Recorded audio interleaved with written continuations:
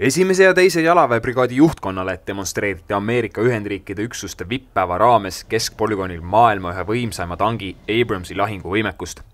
Demonstratsioon laskmiste raames sai sihtmärgi pihta tule avada ka esimese jalaväebrigaadi ülem, kolonelleitnant Veiko Vello Palm. Väga hea üle pika aja tankist lasta, et Abramsist ma tõepoolest ei olnud enne lasknud. Selline masin saab hakkama iga vastase tankiga, et see on väga võimas. Ka meie sellisel suletud poolkinnisel maastikul on ta väga hirmuäratav relv. Tulejõud ja soomuskaitse, et sellise masinaga on vastasel väga raske hakkama saada. Lisaks Abramsitele olid kohal ka liitlasüksuste soomustatud lahingtransportöörid Bradley, mis on mõeldud jalaväeüksuste lahinguvälja transportimiseks. Koos Abrams tankidega moodustavad Bradley tõelise lahingtandemi.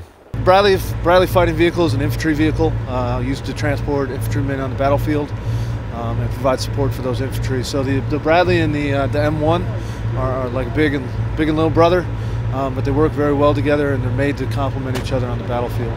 So the Bradley provides the infantry support, while the Abrams provides some serious firepower on the battlefield if needed, and protects the crew at the same time.